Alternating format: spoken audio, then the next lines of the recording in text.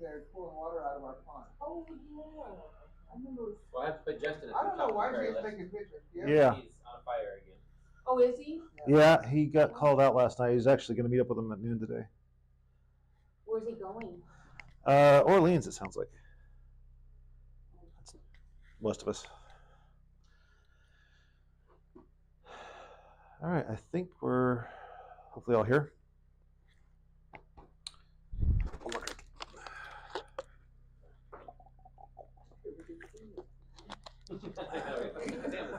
Yeah. There he is. See him drinking water and hearing him go gurgle.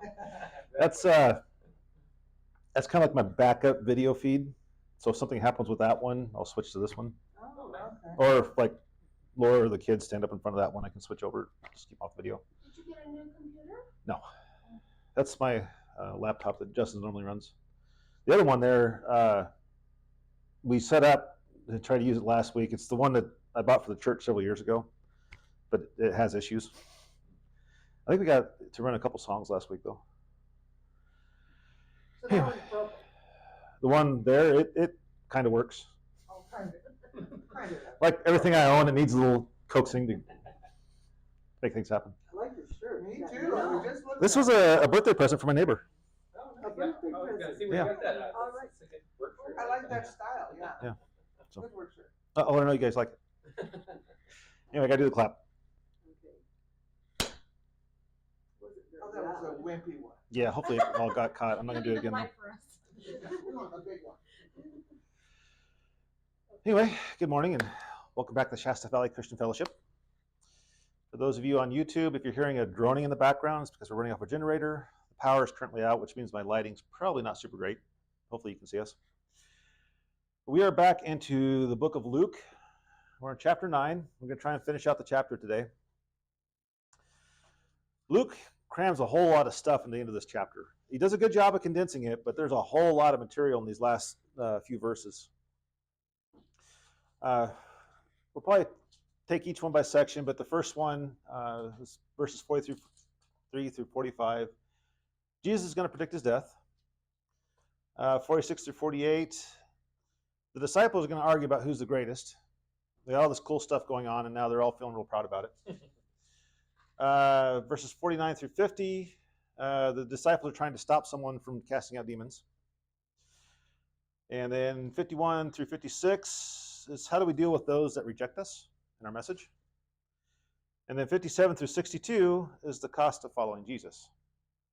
So salvation is free. There is a cost to being a disciple, and we'll get into that when we get there. So you guys are ahead of me. You already got your Bibles opened. Where is my Bible? There it is. Forgot it. Hopefully got enough light. I think I do. I can open the curtain a little bit if you want. Actually, that might help. Yeah, let's go ahead and. Just one piece. That's just Is one it? Piece, huh? I think so. Well, we can just go like this. There we go. Oh my gosh. It's, yeah, on the floor is good. Yeah, As long as no we one steps can on it. see. Oh, you know what? That needs to be washed. Yeah. We'll just take it home. Oh, Pastor? Yeah. Are we going to do prayer requests or no? Oh, right. Just curious. You can do it at the end. We'll do it at the end. Yeah, I'm already rolling into this. No Sorry. I should have, we should have done that first.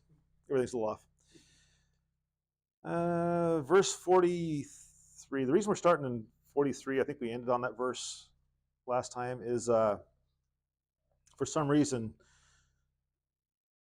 there's like a break right in the middle of the verse between the different chapters. Or not chapters, but the different thoughts here. Verse 43, and they were all amazed at the greatness of God. While everyone was marveling at all that Jesus did, he said to his disciples, "Listen carefully to what I'm about to tell you. The Son of Man is going to be delivered into the hands of men." But they did not understand what this meant. It was hidden from them so that they did not grasp it, and they were afraid to ask him about it. Okay, so they were all amazed at the greatness of God, because Jesus had just delivered the boy from his possession, the one that was throwing him into the fire and stuff. And he's been doing all this stuff, so everybody's like really in awe of what's going on. So everyone's marveling at that. Jesus says, listen carefully. I think the King James says, let these words sink into your ears. Let this sink in. The Son of Man is going to be delivered into the hands of men. That word delivered could also be translated into betrayed. So he tells them this, and the disciples are not getting it. It says that it was hidden from them. Some commentators will take this as it kind of reads like God hid it from them. But that doesn't make a lot of sense. Why would Jesus say, let this sink in, but hide it from them? I think more of what's going on is they're so in awe of everything that's happening that they're unable to understand what Jesus is saying. It's kind of like you ever see, maybe some young girl is in love with this guy, and you see what a disaster this guy is, but the girl doesn't see it. We say she has rosy-colored glasses. She can't see what's going. Yeah, love is blind. Well, they're so enamored with their Messiah that's here, this Messiah they're waiting for, that's going to restore their kingdom, is what they're seeing. They have no clue what he's saying about he's going to be delivered into the hands of men. Yeah, it seems like he said it quite a few times to them. Not just he does. Spot. And they never pick up on it. So it's actually happening. There's a reason that he calls them like daft. It's like, are you dumb? It's kind of humorous to look at and stuff, but it's also touching and helpful for me to realize that even the disciples were just human, that they made mistakes. So when we make a mistake, it's not this critical failure in our life. We can pick up and keep moving. I see something here. It's on a different point, but I've been seeing it all week. It says he's going to be delivered into the hands of men. I always am blaming the devil for things, but people make choices to do evil things. And there's somewhere else that it says all man's problems are because of his own lustful desires. So we have to be really careful which direction we're going. Yeah. It's not just the devil leading us away. It's us. We can make bad decisions ourselves. Yeah, a lot of times we blame it on the devil, but all he's doing is holding the carrot out in front of us. Yeah. It's our decisions that lead us into that. Yeah. You okay? Sorry. Okay. No, you're good. I know Dad looked like she was going to say something. Yeah. No, I just had something in my head that went away. Oh. I thought you had a bug in your Yeah, that happens. No, it was just something I wanted to say and then it just went away. Let's go move on to verse 46 through 48. So an argument started among the disciples as to which of them would be the greatest. Jesus, knowing their thoughts, took a little child and had him stand beside him. Then he said to them, whoever welcomes this little child in my name welcomes me, and whoever welcomes me welcomes the one who sent me. For it is the one who is least among you all who is the greatest. In Luke's account of these things, it's looking like it's all happening one right after the other. But between verses 45 and 46, there's probably a couple days gone by. So I think it's either Matthew or Mark says that they were arguing about this on the road, and when they got to their destination, Jesus questioned them about it. But just that part, because I think that a lot happened quickly, though. It did. It was like big thing after big thing. So picture this. Let's say you're Peter, James, and John. You just witnessed the transfiguration. God says you can't tell anybody about it. You're probably feeling pretty proud of yourself at this moment. You come down off the mountain, and the other guys, they couldn't even drive out this one demon. I mean, that's probably what's going through Peter, James, and John's heads. It's like, yeah, you guys aren't as great as we are. Right. Yeah. I know. For me, if something happens, all of a sudden I just get puffed up and cry. Right. And it's just so silly. I need to carry around a needle with me all the time. And if you remember, James and John's mother was trying to get them to sit at the right and left hand of God, and so there's a serious pride aspect in this. So the way Jesus deals with this is he calls a little child over. We have to understand their culture. Their culture is not like ours in how we view children. We view children. Try it again. We view children as these sweet, innocent little beings that we need to protect, right? In that culture, children a lot of times were a burden. But even at that, they were treated as servants. So they're very low on the whole social scale, or the whole social ladder. So that's what Jesus is saying. Make sure I got this right. Whoever welcomes this little child, whoever welcomes the lowest on the social scale, the social ladder, in his name welcomes him. So you might think about in our culture, who are the lowest on the social scale, on the social ladder? We need to be welcoming them, not pointing out how we're better than them. That whole pride thing can really get in the way of our witness. People will feel that. I want to say, can you delete this? Yeah. Georgia is a low one on our, we need to welcome. Yeah, I think God has her here for a reason, Yeah. because she's working on me, if anything else. I know. Right to the very end. I know. I So, like watching yeah. Gigi. It gives us all a laugh. I know, I have my limits with her as well, but. No, I've been praying about her. And, I feel so sorry for you Sunday. it's, Wow. like I said, God's working on me too. I'm not perfect. So anyway, yeah, whoever welcomes the slowest on the social scale, because people will feel it when you think you're better than them. Just your whole manner, how you stand, how you talk to them, it comes across. And there's a snobbish attitude, and your witness to them is not going to be real great.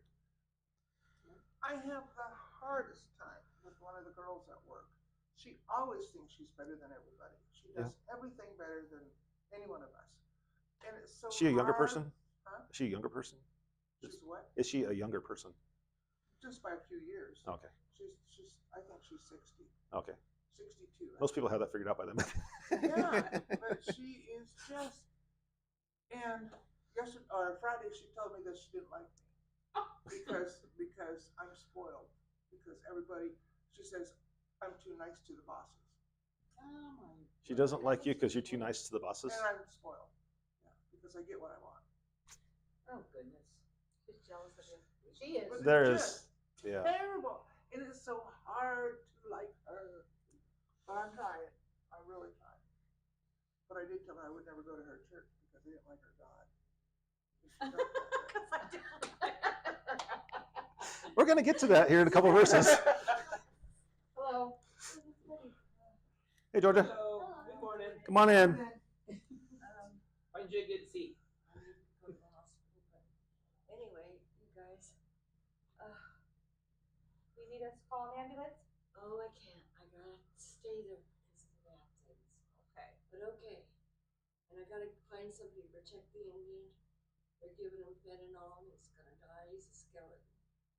And I wanna take it somewhere to read out of there. It's bad. It's the monks. They're the ones to.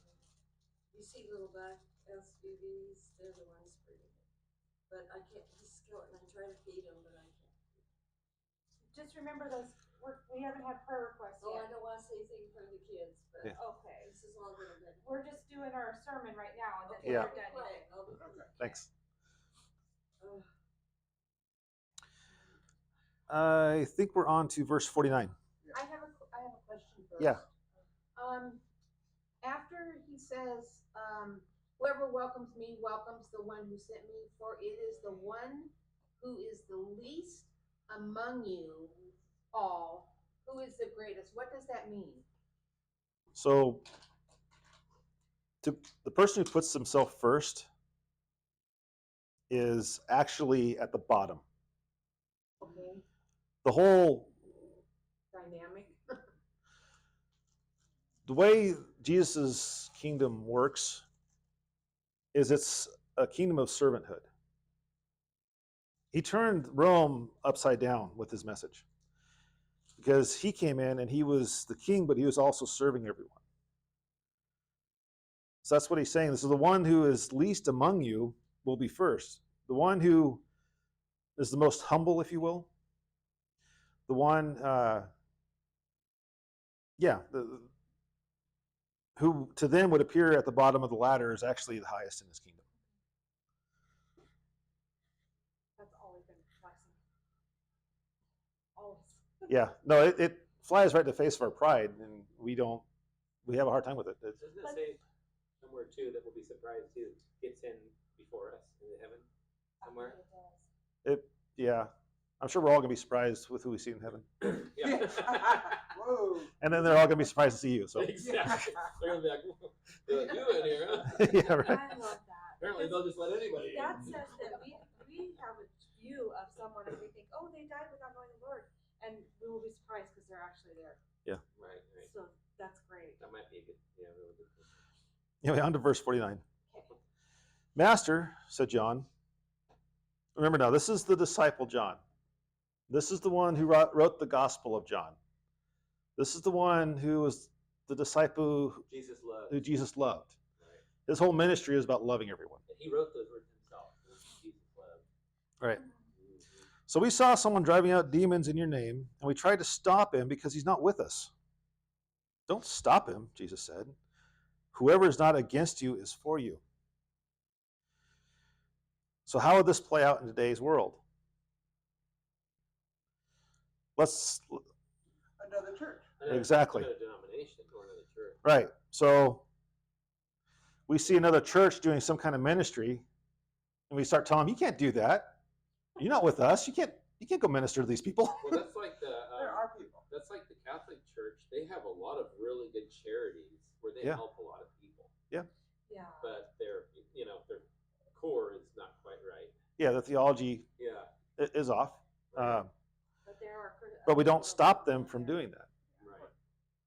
Because those Christian missionaries, they started with the Catholics, but they actually give Christ a good name. There's a lot of places in the world Right. where we as Americans have a good name in the people's eyes because of our missionaries. They've gone there to help them, and gave them medicine and schooling and things like that. God is so good. He's so good to love people past anything petty.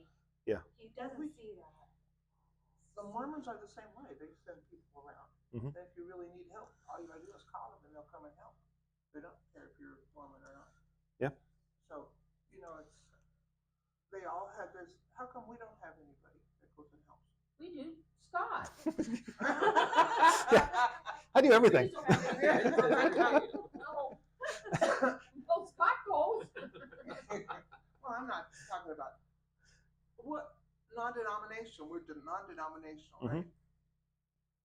So I guess we just don't have anybody to go out and talk to. No, we do. We send just the Christians. Different churches will send people to Africa or to Mexico. Yeah. Like we do. Yeah, and Scott and goes do- to Mexico. Oh, that's Yeah. right. Yeah. And we have different things. And I team like- up with other churches that are non-denominational, and some of them that are denominational. And the Christian, remember the Christmas boxes, the shoe boxes? That's all over the Christians, all over America. So, Assembly of God, I've helped them out a few times. They were supposed to be non-denominational, but they kind of became their own denomination because we got so big. The But- church I came from in Washington, we used to do the shoebox. Yeah, It was lots of cool. It was churches do. really cool. Yeah, if you guys want to do that, We should do that. now's like the time to get started on it. What is it? What is it? You just get a shoebox and you just get like little things like for like little girls like combs or brushes or Yeah, little barrettes. and you stuff or the whatever. shoebox with Yeah. crayons and toys and whatever. Maybe puzzles or coloring books. You put like the age group and whether it's for a boy or girl. Yeah. Then we collect them all. They go down. I think ours would go down to. They go down south somewhere to a major facility where they organize them into groups and they ship them off to different places. Different countries. Yeah. Yeah, and a Around lot the of times if you like throw your like a mailing address in, a lot of times they'll send you a letter. You'll know where your box went. Oh, that's neat. There's a lot of really cool stories It about is it. cool. It really is cool. Yeah, but if you guys want to do that, now's the time to get started on it. Collecting, like I said, the shoe boxes for one. You can actually, I think they even give you the boxes now. They're the right size and all that if you just ask for them. We're at the post office.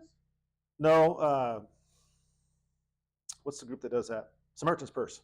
Samaritan's Purse. Okay. I know the lady in Horse Creek that's in charge of that. I could get some information on it. That'd be great. Yeah. So it's the size of the shoebox? Yeah, it started off, it was literally shoe boxes. I used And now to- they just get a box that's the size of a when shoebox. we did it before, we used to go to the dollar store and get stuff for them because that was a good place to find Yeah, the socks or the toys or the hairbrush, like you said. It's a Yeah. lot of fun. It really is a lot of fun. Very rewarding. Yeah, and a lot of these kids that are getting this are like the poorest of the poor. That toy might be the only toy they get their whole childhood. So So Oh, you just, that hurts so so you bad. would make it just like someplace to collect it and then portion it off in the shoe boxes? Is that it? No, we you- could bring all the stuff here, Here. have like a shoebox party. We stuff all the shoe boxes, Yeah. and then I'll find out where they go. Then we just send them to wherever. Scott, I need some cooking oil and this because I can't call them to come out today.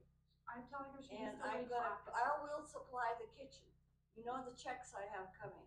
It's okay. And I'll- I'll supply the kitchen. Georgia, I'll be happy to help you after the church I service. just gotta get back. We're in the middle of a I sermon. know, and I No, need Georgia, your numbers. listen to me. It is not appropriate to go right at church while no one is there. Oh, you had them right on the I will altar. go ahead and call. Bubbles, when get it we on say the altar. goodbye. If you Can want I to. have some oil and I'll pay you back? I have cash on me. You can wait till after church. You And Get- I need your number. Can you wait till after the I service? can't, I'm sick. I'm bleeding from being cut. Then I Okay? will go ahead and call an ambulance. No, If I you're sick, know. then I have. Look, I'll get her the oil. Okay. I need to talk to you. No, I'll get you the oil. We gotta. Thank you. I wanted to talk to you. And she's not coming to the park. Listen, they're coming. They're gonna. Watch out for that You're cord. getting money. You're getting money.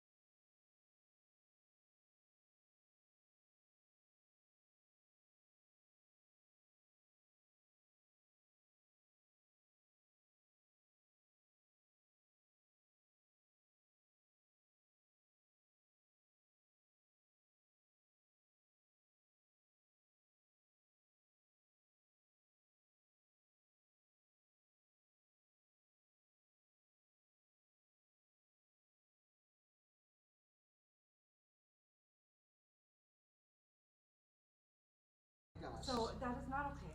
No. But I'm more than happy to give her. That's actually my personal stuff that she's taking back I there. know. I'm more than happy to let her have it. But I'd rather someone gave it to her than have her just go in there and take whatever she Well, wants. now we know we need to watch. In Yeah. the future, On do you want me Sundays. to just go back there and load it for her? Or do you want her to wait till after the service? It's up to you. Apparently, waiting was not going to be an option this time. Obviously not. It'd be nice if she could, but it's fine.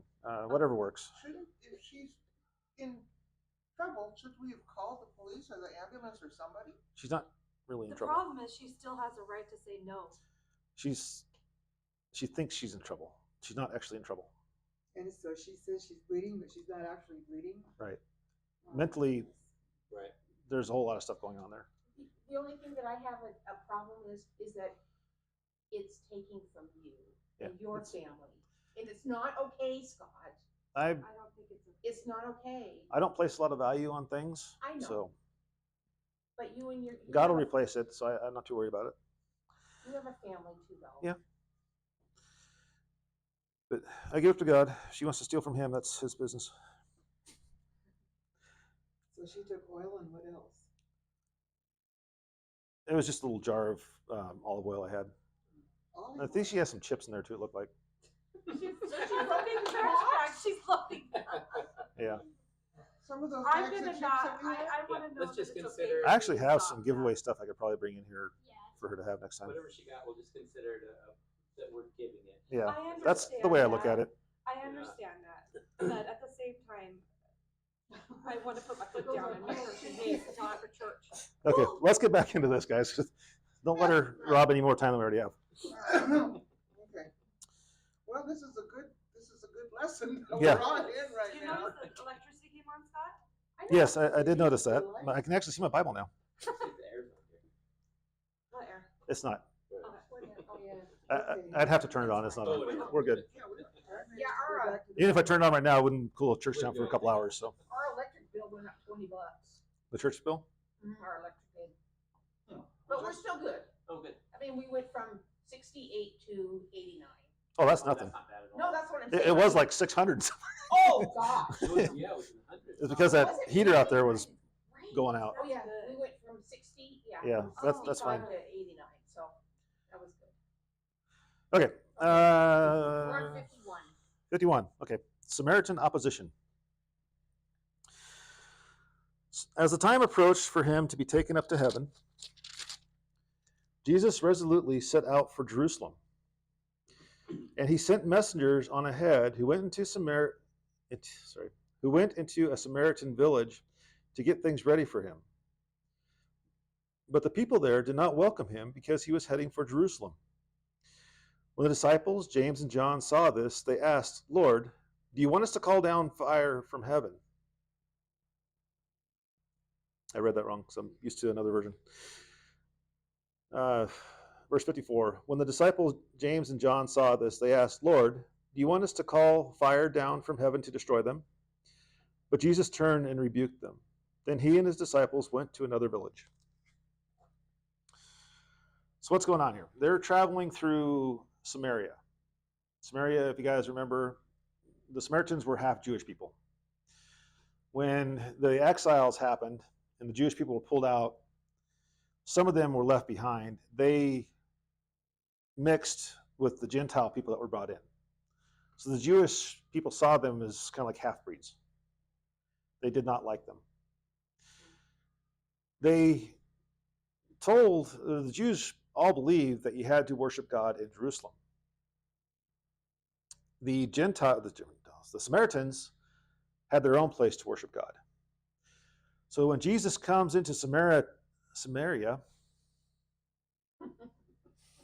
that did not sound right. So when Jesus is going through these Samaritan towns and stuff, he's heading to Jerusalem, and that's what they're having a problem with. Not so much that he's a Jewish person, because he's had some good interactions with them, he's helped them. But when they hear that he's going to Jerusalem, it's like, no, we don't want anything to do with you. So. Was Jesus born in Jerusalem? No. Where was he born? Bethlehem, Oh, in Bethlehem. Okay. the city of David, yeah. That wasn't a I get Samaritan confused. city. No. Was it? Okay. Between It was a Jewish city. Bethlehem and Jerusalem. I get So Jerusalem must have been where the Jews landed after. Was that the promised land? Not so much. It was a main city way back. I have to do a little more research on it to give you a good answer. But it's been a very important city. Its location is like really important to the whole area. But there's other things that happen there that you guys remember the story where Abraham goes to sacrifice Isaac up on a mountain? That mountain later becomes the same place where David makes his offering to prevent the angel of death from destroying Israel. That's the same place where they build the temple, the first temple. That's the same mountain. So that mountain has a lot of significance to the Jewish people. So if that's the mountain that's in Jerusalem today. Yeah. Is where Abraham was going to have to offer. Yeah. Isaac. Wow. That's amazing.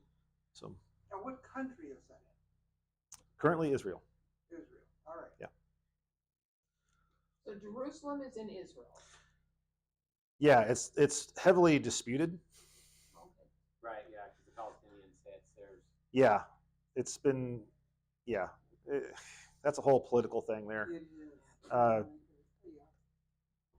President Trump made all the Middle East really unhappy when he recognized Jerusalem as Israel's capital, and they moved their I remember that. embassy I remember there. that. Yeah, it really upset the entire Middle It East. felt like a prophecy thing was fulfilled or Oh, something. yeah. When he did that. Now there's Jerusalem. There's still much for its story to play out yet. There's prophecies about Jerusalem that are going to happen that we have not seen yet. So Does it say in the Bible how important Jerusalem is? Or is it just the Jews, or what? Or This Israel. is like, It says to pray for him. it's, Pray for you're peace. either against Jews, or you're like against God as well. Or if you're for them, those are his special. Says to God pray for says that peace. who blesses Israel, he will bless, Yeah. Mhm. and those who curse Israel, he will curse.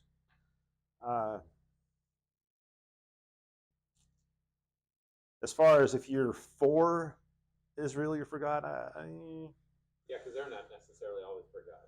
Right. Right. I mean, currently, Israel, I think, would be more of a secular, considered more of a secular than a religious place. Yeah, that's true. So It's all confusing. But But that's they're gonna come back political. to the Lord. let's get back into this, though. All right, so the Samaritans are like, we don't want anything to do with you. They're basically rejecting Jesus. So again, our disciple John here, this man of love, who Jesus nicknamed one of the sons of thunder, says, Lord, could we just call down fire from heaven on these guys? Yeah, just burn them up. We'll just wipe them out, make an example of them. By the time we get to the next village, word will spread, and they'll be sure to let us in the next village. Seems like an easy human way of dealing with stuff. Right, that's our human nature that comes out. Yep. And we see this today in Christians. If you don't think so, look at what happened with the Olympics in Paris. That was horrible. Exactly. Boy. What was the overall cry from the Christian community?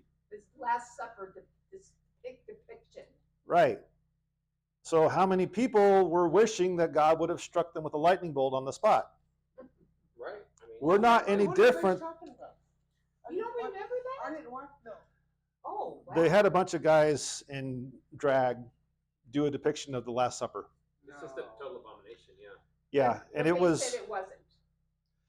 Yeah. it really, yeah, okay, it really resembled it anyway. Oh, it did. So it really upset the Christian community. Yeah. Absolutely. That's what I'm saying is it's very similar to what's going on here, because those people are basically rejecting Jesus, and it sets up our emotions, our human emotions. And I have to admit, I thought, God, you could just hit him with a lightning bolt, and that would have been a great example for everyone else that wanted to do this. They But can do that with Barb. But it says the anger of man doesn't work out the will of God. right, Right. right. Yeah. Jesus rebuked him for this. He didn't just say, "Nah, we'll say that for later" or something. It's like, no, this is not how he works.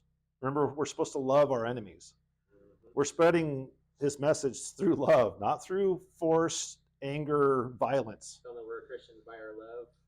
Right. The whole Crusades is a black eye on the Christian community. We have a horrible name as far as those countries where the Crusades took place. You know, when they did the towers, was that was it Iran that Iraq whoever whoever took the towers down? Right.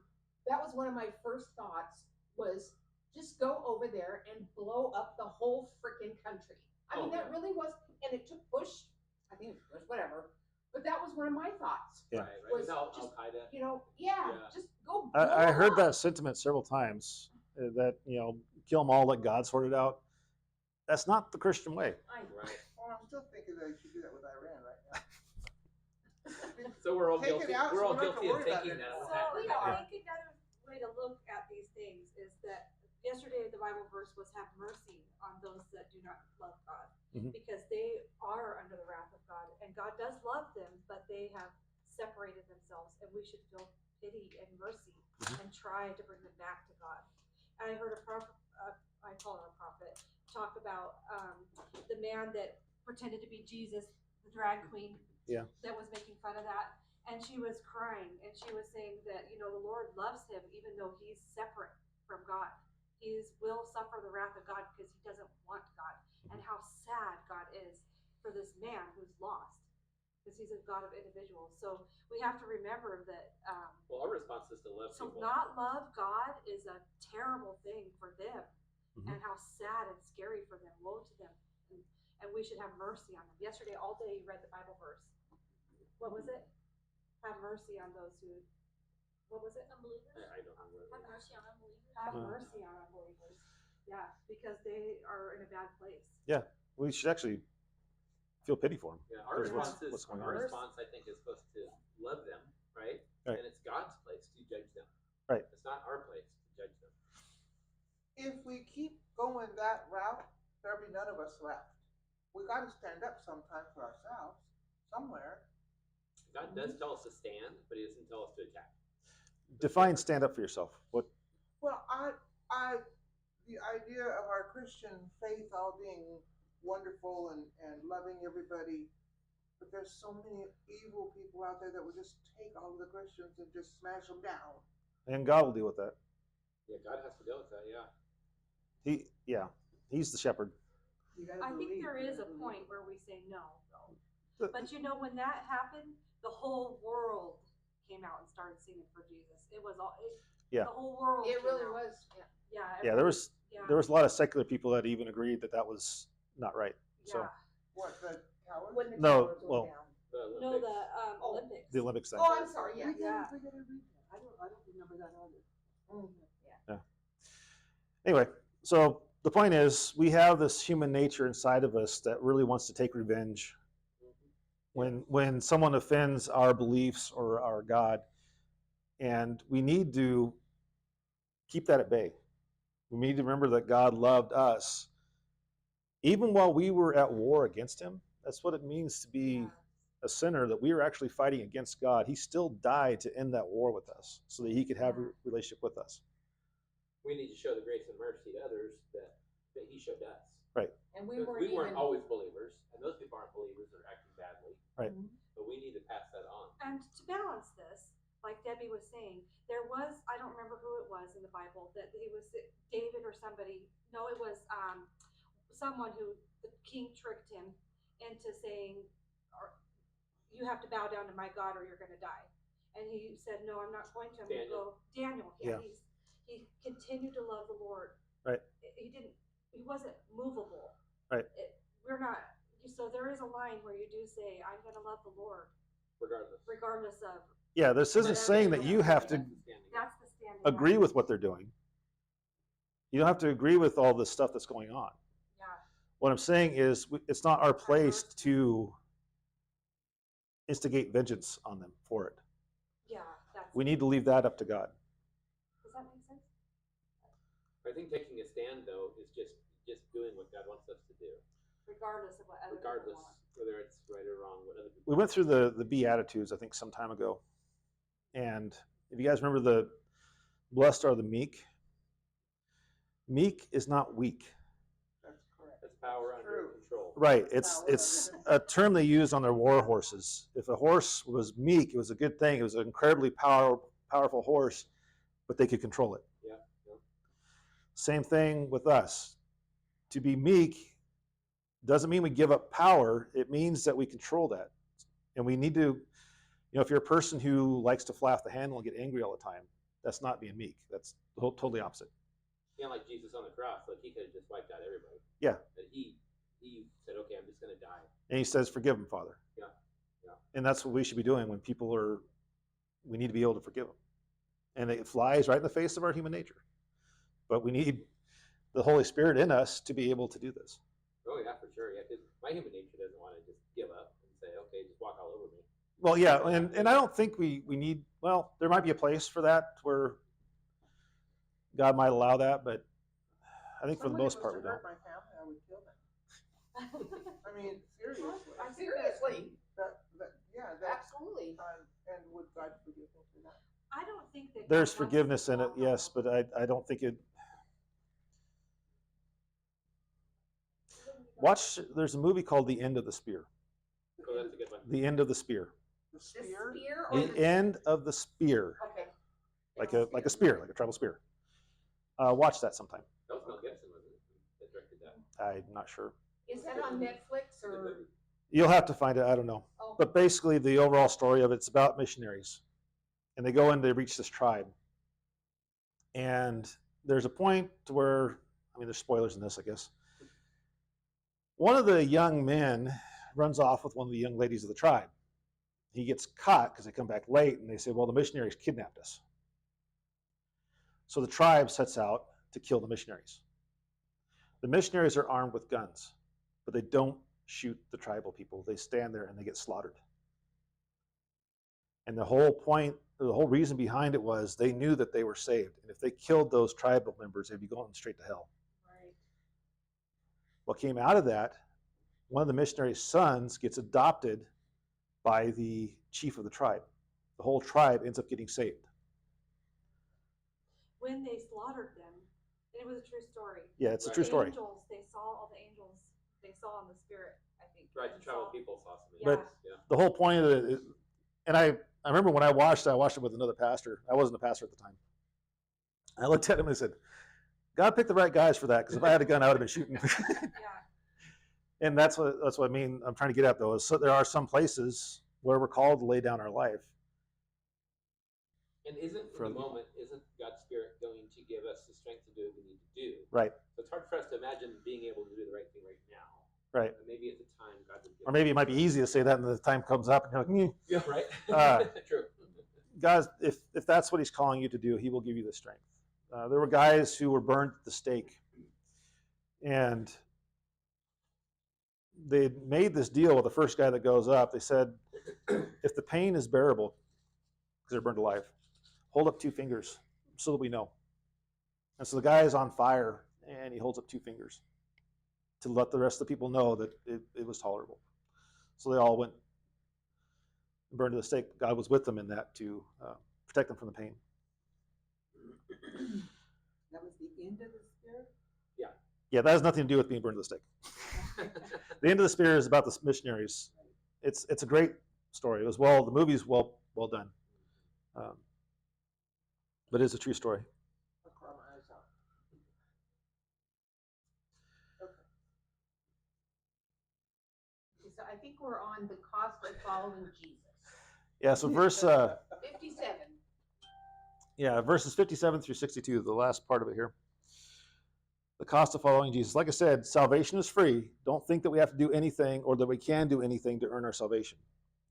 However, to be a disciple is going to cost you something. Because remember, being a disciple is a person who wants to be like their teacher, their rabbi. Which for most of us means we're going to have to give up something in our lives if we're going to be like Jesus. Right. How many times did Jesus lash out at people? Never No. did. Never. Verse 57. So as they were walking along the road, a man said to him, I will follow you wherever you go. Jesus replied, foxes have dens and birds have nests, but the Son of Man has no place to lay his head. He said to another man, follow me. But he replied, Lord, first let me go and bury my father. Jesus said to him, let the dead bury their own dead, but you go and proclaim the kingdom of God. Still another said, I will follow you, Lord, but first let me go back and say goodbye to my family. Jesus replied, no one who puts a hand to the plow and looks back is fit for service in the kingdom of God. That last verse always got me because I felt like I'd always had in trouble with turning back to my sin. Yeah. So when we read through this, in our American eyes, this comes off as really harsh. Yes. We need to understand the culture, and I'm going to explain each one of these. So the first one. So walking along, this guy says, I'm going to follow you wherever you go. And Jesus says, foxes have holes or dens, whatever. Birds have nests, but the Son of Man has no place to lay his head. What he's telling this guy, and I'm assuming that this guy was probably living a fairly comfortable life, that he was going to have to give up that comfort in order to follow Jesus. Because a lot of times we got to meet people where they're at. I remember as EMT, there were a few calls where I had gone into a person's house and the stench from cigarette smoke, urine, pet feces, I mean, it was burn your eyes. But I had to work on them at the location. I can't say, can you put your heart attack on hold while I move you outside to some fresh air? We had to work on them there. And then when I would leave there, I got home, we had a laundry room with an entryway right next to it. I'd go in to the back door, throw all my clothes in the wash machine, go take a shower because it was still on me. That stench was still on me. What I'm getting at here is sometimes when we meet people, it's really uncomfortable. But God calls us to that place because those people need to hear from you. Not just me. And don't think that someone else is going to take care of it. If he's calling you to go talk to this person, there's a reason he wants you to talk to them. We can't just call you and say, Scott, you go talk to these people. I've actually had that happen multiple times. And again, if God is telling you this, it's probably you that needs to go talk to them. Right. I have background that I can relate to people. I can relate to loggers. I can relate to firefighters. I can relate to other things. Not so much with, doctors and nurses and stuff. I got some medical background, but from being an EMT, I'm sure each of you has an area in your past that you can relate to this person that God's sending you to. And I think God does that. He puts us in that little bubble where he wants us. And it's usually we're the only light in it. It seems like. And that's because we can have the most impact on people that are not. They don't know the Lord. So we have people that come in here. Maybe they smell. It's going to be uncomfortable, but we do need to meet them where they're at. I tried. Good shower. Yeah. Thank you. We love you, Dad. Yeah. Whether I smell bad or not. Yeah, that's right. Thank you. Oh, Ben. We're over here. Verse 59. So he says to another man, follow me. But he replied, Lord, first let me go bury my father. First off, when you say the words Lord and me first, that's like an oxymoron. Because if Jesus really is his Lord, it'd be yes, sir, yes, master. Not me first. Secondly, this is not as actually harsh as it sounds. It's not like the guy's father had died and they were burying him that Friday or whatever. Maybe he was sick or something. No. It was an excuse to not hang out with Jesus. What it is in that culture, the sons had the responsibility of taking care of their parents until they died. And then they bury him. When a person died, they were like in the ground in hours. They buried you that day. So it's not like I don't think his dad died while he was walking with Jesus. So what he was saying is, let me go back until my parents die, and then I'll get some inheritance, Jesus. Okay. I'll have that money. I can be more use to you. Well, he still has the responsibility to take care of his family. And Jesus said not to. Just follow me instead. I'm sure that there are other people that were capable of taking care of the family. What he's wanting, and most of the commentators will agree with me on this, is he was wanting that inheritance first. He wanted that cushion of money before he went and followed Jesus, to have that reassurance that he's going to be taken care of while he's following Jesus. So Jesus was just calling him out from Jesus to his heart. Right. And was saying, no, you need to make me more important than your inheritance. And we see this happen. I mean, maybe you guys have done this. Maybe God's called you to something. You're like, Lord, no, first I need to get a little cushion first, then I'll step out in faith.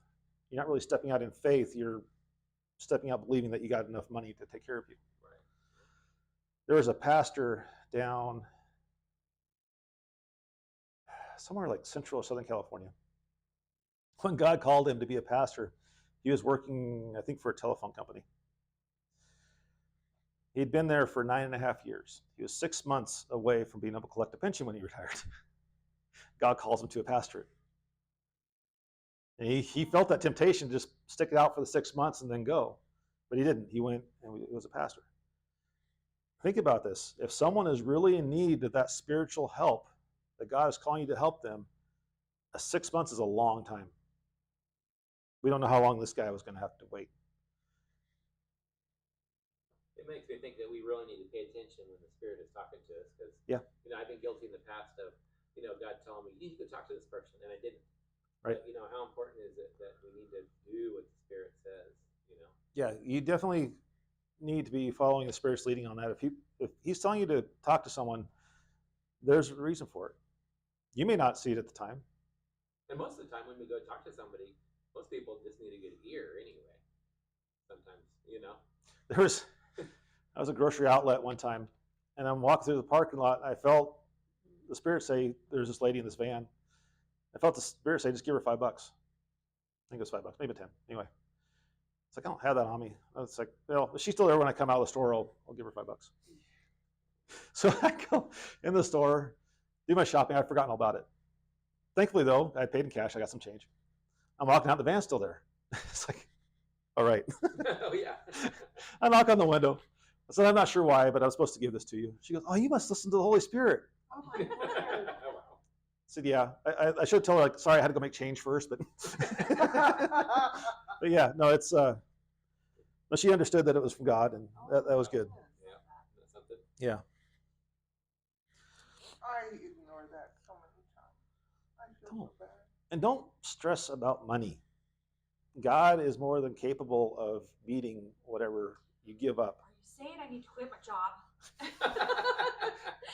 If God tells you to, not me. If God tells you I to. feel like it does pull me away. I don't know. I feel like right now I just need to surrender.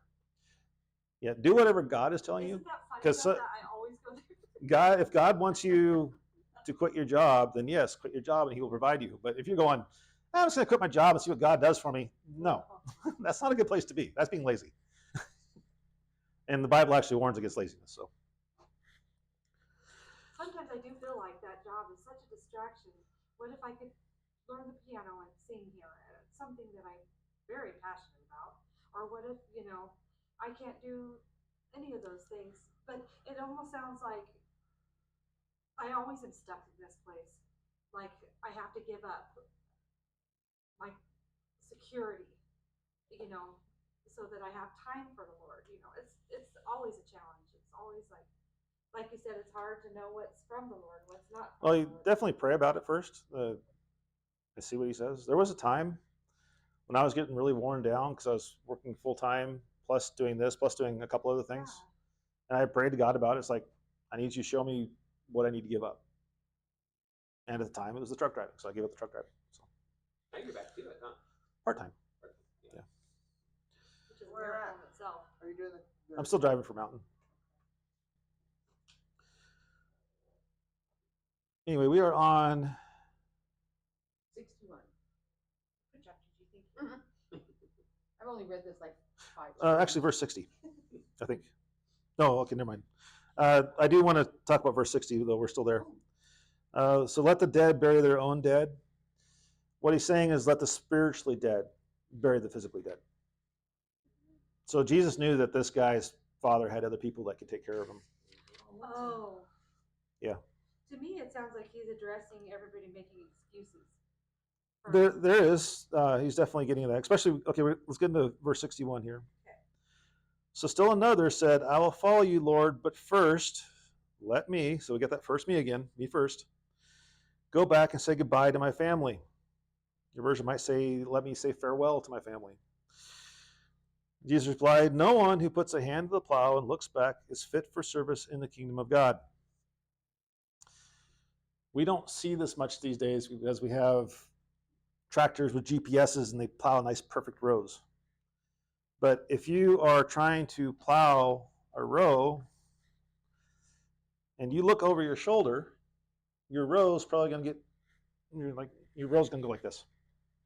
There's a great, I don't know if you guys ever watched the movie, I think it's called For Richer, For Poorer. Oh, that's with what's her? Tim Allen and yeah. Kirstie Alley. So they're like Yeah. rich New Yorkers, Oh, but you got but the the, Amish. yeah, they go and live with the Amish. Yeah. But there's this great scene in there where they got him plowing a field, and he's all proud of himself, and they look out the field, there's like lines going every which way. But no, I remember as a kid riding a bicycle. I was proud of myself because I was riding faster than everybody else, and I looked over my shoulder to see how far back they were. And you crashed. There you went. I went right off over the embankment into the blackberries. Oh no, blackberries. Into blackberries. Oh, no. So yeah, when you're plowing a field, you want to keep an eye on the horizon. You want to keep going straight. That's what he's saying here. So what is he? I don't understand that. So his meaning behind this is when you set off to do the work of God and you start looking back at your life you had before, Oh. you're going to veer off from what he has for you. Well, Oh, I always, to gotcha. me, it always Okay, felt that like makes sense. that verse was talking about, going back to your sin, because I always had a problem with that. I tried to follow the Lord and I jumped right back into sin, and I just kept on doing that, and that verse always convicted me Yeah. of that. There's another aspect of this too, where he's wanting to go back and say farewell to his family. Or there's a lot of people who hold off doing some kind of ministry that God has for them because they want the approval of their family. And so this guy's saying, let me go back and say goodbye to my family. He's wanting to go back and make sure it's okay with his family before he goes out. I would assume this would be a younger person who's probably not too confident in themselves or something. But yeah, we don't. I just lost what I was saying. Welcome to our world. Yeah, really. I'm glad I can edit this out later. Right, we don't need to get the approval of our families in order to do the work of God, right? There are some countries to where if your family finds out that you're a Christian, they actually have a funeral for you. Because you're dead to them, literally. They don't care about you I anymore. heard about that from, I had a friend from India. Yeah. I think I remember him mentioning something like that. Right. So you can't base your walk with Christ on the approval of your family. Now, hopefully your walk with Christ will bring the family into it. Not always the case, but it does happen. Well, So. when you become a Christian and you choose to follow Christ, you're already going against the majority. So you're already Yeah. going to have, An most outsider. people are going to, not like you. Yeah. You know? The culture, especially our culture, is having. And Jesus has our said name on that in this world you're going to have trouble because you're a Christian. Right. The So world you hated have to Jesus. expect the trouble. We had one perfect man, and the world crucified him because they couldn't handle it. Yeah. That's true. So the more we try to be like Jesus, the more the world is going to hate you. So I didn't want to act mightier than thou. no, and that's self-righteousness. That's a total different story. I had to deal with loneliness at work because I am an outsider. I'm just naturally not the same. I didn't know this, but I was telling my friend about it, that many, even Christian children, they say that they feel alone because we're not joining in the cussing and the nonsense and the meanness of other people, and it does put us on the outside. Mhm. And so it's important to know that it's okay to be. Because what else are you gonna do? Yeah. Change who you are and be like everybody else? Yeah, preachers' kids, they're notorious for Being different. going off the rails because they got to prove to their buddies that they can be like them. Yeah. And they will do all kinds of horrible things, going worse than what the average child will do to try and prove to their buddies, like I'm like you. And that's not what they need to be like. But still, it is an issue. You would have problems like that with Justin. No, he's a good kid. He's got a good heart. I've never had an issue with him doing that. Yeah. He's sweet. He's so sweet. Christy? Me. Maybe. As father of a teenage girl, yes, she worries me. Fortunately, she's so smart. Yeah, she is. She's got a good head on her shoulders. But yeah, definitely pray for her frequently. Anyway, that's all we have on that. Any questions or any other questions on what we read? Very well described, though. Thank you. So Needed it. there's a difference between being a Christian and being a disciple of the Lord. Yeah, there's a difference between being saved and following Christ. Yes. Is it a choice we make? I think it's a conscious Or choice. is it a Yeah. calling? No, I think it's a conscious choice. There are people who are happy with the fire insurance, as we call it. They just don't want to go to hell, but they still want to live their life. So what Paul says, those people are going to be like someone who's just escaped from the fire when they get to heaven. They're going to have nothing. Whereas the people who are leading Christ, trying to follow him as disciples, we're supposed to have, I don't know, the literal, figurative jewels in our crowns and stuff. I like what Joyce Meyer said. She said that we're all as close to God as we want to be. Yeah. Because we can put more time into God and grow closer, or we can just say, well, I'm saved and that's enough, like you said. Yeah. You know? But it's our choice to grow closer to God. And at some point, it sounds like if you're all in, are you willing to make sacrifices? No, then you have to be all in. If Yeah. you're not willing to be all in, I mean, if you're not willing to make sacrifices, then you're not all in. Yeah.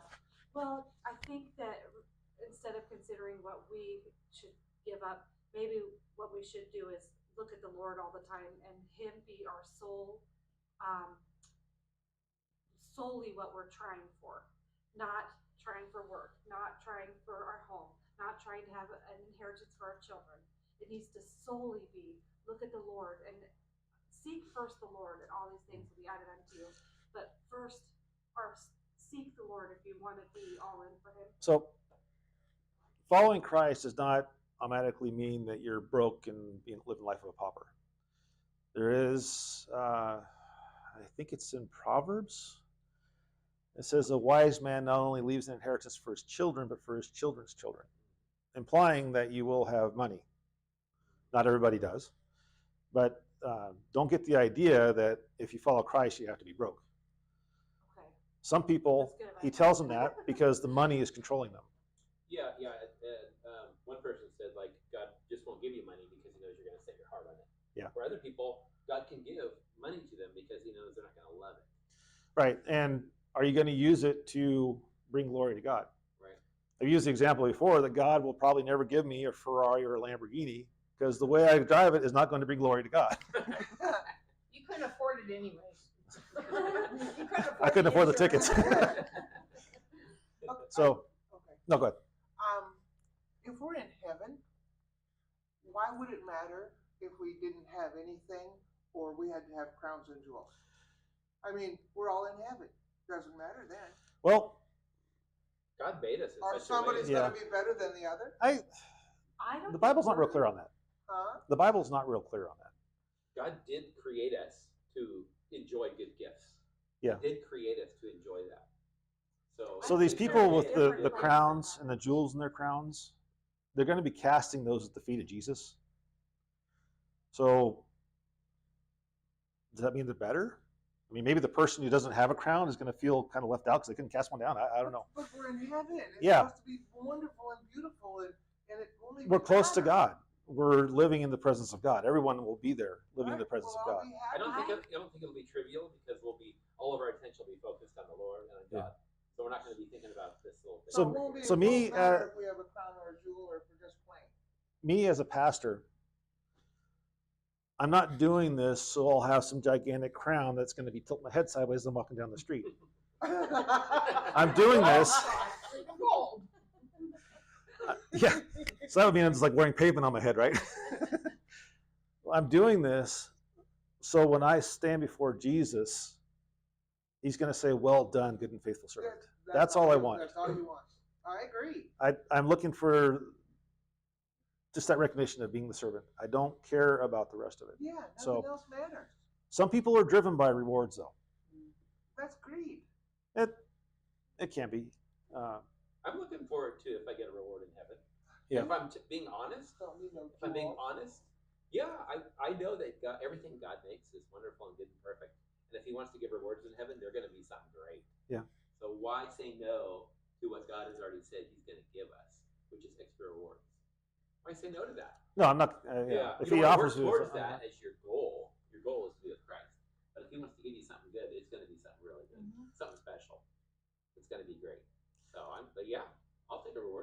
from the Lord. Also, he's a God of individuals.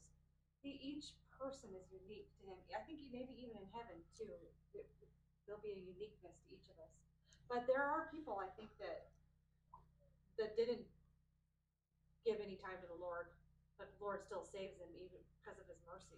Maybe that's what he's talking about. But then we're still safe there. But I felt like one time that God told me I was going to have a special place for horses in heaven, and because I don't get that on earth. You know what I've always prayed for since I was a kid is that my pets would be with me in heaven, and maybe that'll be my reward. Yeah, I think. And I'd be totally happy with that. I'd be totally happy with that to help my pets. I'm gonna need a big house. Yeah, really. No, I do hope I get to see like Shayla and Angel and all them. Yeah, I prayed for that ever So. since I was a kid, and I believe that God said that He would do it. And don't let people tell you that there aren't animals in heaven, because we read in Revelation about horses and stuff. Oh, you So do. yeah, Oh, that's we right, know yeah. that they're And the little children will play over the hole of the snake and pet the lion. and yeah. So there's gonna be animals, yeah. So, anyway, that's getting more into philosophical and less theological. Sorry. No, that's fine. I think it is in the Bible though that there are special places in heaven for those who lost more on earth. Scott's like, we need to end this feed right now. Oh sure, sorry. I'm always on. teasing. You're a crazy place. There is a passage where I think it's Peter, because Jesus talked about the things that they needed to give up, and I think it was Peter says, we gave up everything to follow you. Wow. And Jesus says, well, great will be your reward in heaven. So Yeah, and he says that nobody who's given up like family won't have like more family in heaven or something. Yeah. Or, yeah. Won't have 10 times more heaven where they exist first. yeah, I'm kind of drawing a blank there too, but it's there. Anyway, yeah, that's it. Bye, YouTube. My mind's fried. Good job. That was a good one. Yeah. Anytime we talk about Jesus, it's good. That was one we really needed. I love that. So relevant.